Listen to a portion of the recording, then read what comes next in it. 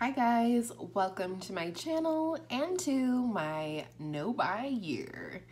Today's video is my December check-in for my 2019 Back to Beauty no buy year. So each month, at the end of the month, I'm going to check in with you guys and tell you all about the thoughts and ponderings that I had during the previous month of my no buy. So today we're talking about December, and I'm happy to report I did not break my no buy. Just for a little business off the bat. And then also I wanted to let you guys know that I did follow suit and cancel my BoxyCharm and my Sephora Play. And I feel good about that decision. I definitely had a harder time deciding on Sephora Play, but ultimately I really felt like, other than gifts, that I really didn't want any new things coming into my collection this year, and especially not regularly, monthly, etc. So I feel good about that. Like I said, I struggled with the Sephora Play, but in retrospect, now that it's been done, I don't feel bummed about it at all. We'll see how I feel once spoilers for the next month's boxes start coming out, but I think I'll be fine. So the next thing I wanted to talk about was what my feelings were on the very first day of my no buy. And this was actually quite a shocking experience for me, because I actually woke up with a sense of relief. Relief that I wasn't going to have anything new coming into my collection, kind of, we'll get to that. But you know, that I had canceled BoxyCharm and Sephora, that I just wasn't going to be shopping and seeking out things to buy. Like, not even things to buy, but things to want. Like, previous to my no buy, and even sometimes now still for sure, I find myself doing the fantasy shopping cart game, which I talked about in my no buy intro, which will be linked in every description box. But to summarize, I like to scroll through Ulta and Sephora and put things on my loves or favorites lists, or put them in my cart, see what kind of discounts I can stack up and things like that. And I still do find myself doing that from time to time. However, I feel safe within the constraints of my no buy, knowing that I'm not going to break my no buy. It almost makes the game more fun and more game-like. It feels different now, putting things into my shopping cart at Ulta and Sephora, knowing that I'm not going to purchase them. You know, Christmas is over, my birthday is on the 7th, but my husband already spoiled me for my birthday because he wasn't going to be here. And of course, Angela and I will exchange gifts because she's going to be here for our birthdays. So I found it really interesting that my immediate reaction to waking up on my no buy day was that I felt relieved. I felt safe within the constraints and the rules of my no buy that I had created. And it was really interesting, to say the least. So the next feeling that I found really interesting this month was when I was on the Ulta website shopping for my daughter for Christmas. There were several things that she wanted that specifically were coming from Ulta. I got her a caboodle for her makeup. It's like a train case style, and it's glittery. And then she wanted like a mass quantity of bath bombs because she loves them, so I found a good deal on those. And then she really wanted the BH Back to Brazil palette, which I knew she was going to ask for, so I also picked that up. But while shopping for Hannah on Ulta, I immediately started to panic as I was scrolling through. Panic that I was going to break my no buy. Panic when I saw things that intrigued me. Just panic. I had this overwhelming feeling of, I need to finish my shopping and get off of this website as quickly as possible. Ultimately, that is what I did. I did not break my no buy. I did purchase one nail polish. It comes from Butter London and is the Pantone color of the year, called Living Coral. Nail polish is not on my no-buy list because it's not something that I struggle with. So I felt really good about that. I suppose ultimately I purchased something, but what was really intriguing me on the website was scrolling through the sales and deals and all of the Christmas sets and things like that that were released for the holidays. So I found that really interesting that I felt panicked over that. But I was really glad that I stayed strong and I left the website with no makeup.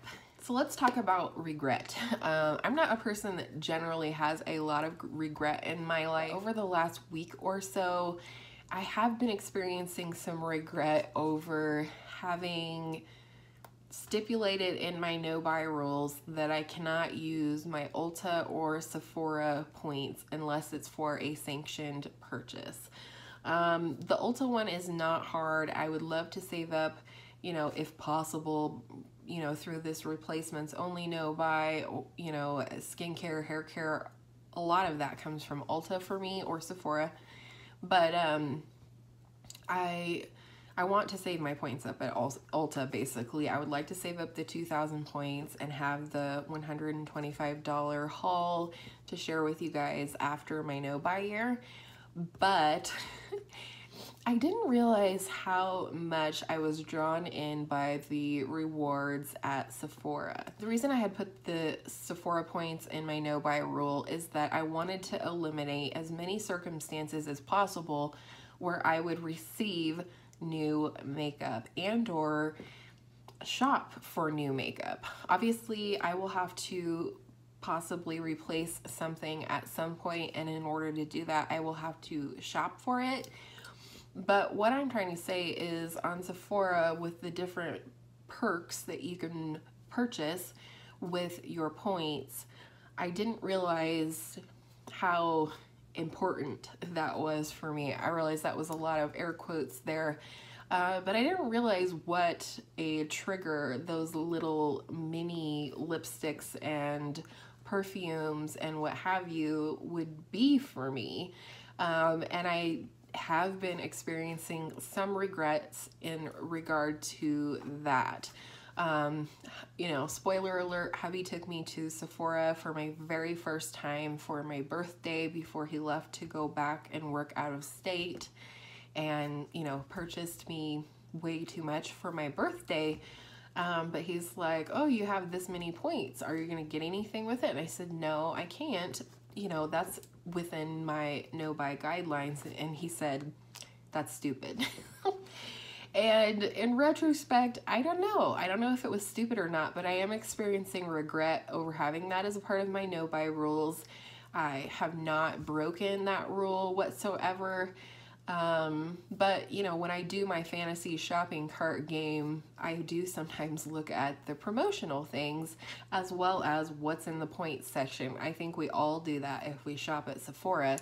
And there's been a few instances where I thought, man, I'd really like to get that for 100 points or whatever it is. However, they do now have the option. I don't know if it's just because I'm rouge, thanks to my hubby and his birthday gifts to me. So I don't know if it's just rouge or if it's for everybody. You could let me know down in the comments if you know, or let us all know, please. But you can now trade in a certain amount of points and get $100 of credit at Sephora. I don't know if it's a gift card or what have you, but so once I found that out, I was like, I could see saving up my points this year. God knows I don't think I'll get like thousands of points or anything like that this year. You know, it could happen. I'm not the only one that purchases things from Ulta and Sephora. My hubby is quite bougie himself when it comes to hair care and cologne and things like that. And of course, I can buy gifts for people from Ulta and Sephora as well, so I could acquire points that way. But I felt a little bit better about not being able to use or purchase point perks after I found out about, you know, you can save up and get $100 credit at Sephora. So there's that. And then a couple of really fun things about my no-buy this month. Number one, I'm just having a whole lot of fun playing with my makeup. swatching it, mixing blushes, which is something I've never done before, but through, you know, my Shop My Stash and things like that, I've really got to dive deeply and intimately into products that before I would have been like, okay, I've tried each thing one time, okay, now I can give my review on it and I can go on to the next thing or whatever.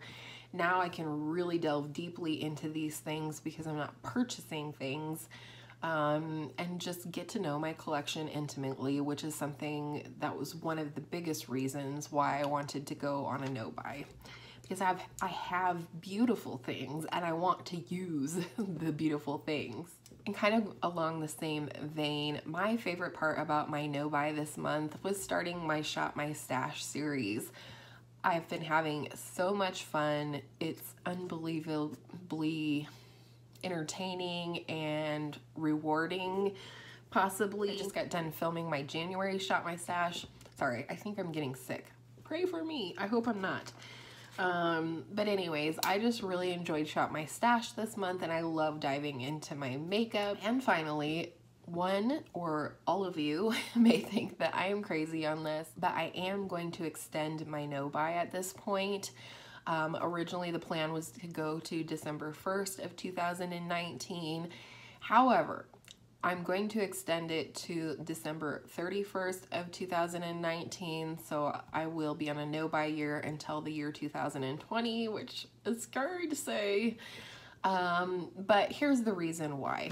December, with it being Christmas, as well as the time that I got to spend with my husband before he had to go back out of state and work. And I'm not talking about he goes on business trips. I'm talking about my husband's gone for months at a time sometimes. And so my birthday is coming up on January 7th, and he surprised me by taking me to Sephora for my birthday. Let me know if you guys would be interested in what I got for Christmas and my birthday, like haul type thing. I don't really like to do hauls, but I realize I've had an influx of a lot of new things over the last month. And if you guys want to see what I got, so you can request reviews or specific videos, I'm happy to do that. If you're not interested and you want to wait and just see the new things crop up on my channel, totally fine with me as well. But because of the influx of things that I got in December, that was including my Boxy Luxe box, as well as my Sephora Play, which was a hot mess, why I didn't do videos on either one of those. And then my husband spoiled me for my birthday. I don't feel like I got the no-buy experience this month. And you know, while I haven't purchased anything myself since before November 1st, I have technically completed 2 months of no-buy, but I still don't feel like I got the no-buy experience. I haven't had a month yet where I didn't have anything come into my collection, and I really want that experience. That's why I'm doing the no-buy year. I want to break shopping habits and mindsets that cause me to not be a responsible, informed consumer, and so on. And so I'm just going to extend it. I'm going to extend it for a month. I'm not restarting it by any means. I didn't break my no-buy. I just feel like I want to do this through the end of the year, and so I wanted to let you guys know. So that is my check-in for this month. Somewhat short and sweet. I anticipated this to be a much longer video, but I'm still enjoying my no-buy at this point, and I know it's easy for me to say that because I've only been on a no-buy for 2 months, but I feel pretty good considering where I was before. Even just 2 months ago, I don't think I went a week without buying makeup, let alone a month, and that's really eye-opening. So I would love to hear your comments down below in regards to my first check-in. What do you think about what I got for Christmas and my birthday situation? And I hope all of your makeup days are absolutely beautiful makeup days. And I will see you in my next video soon, hopefully not sick. Mwah.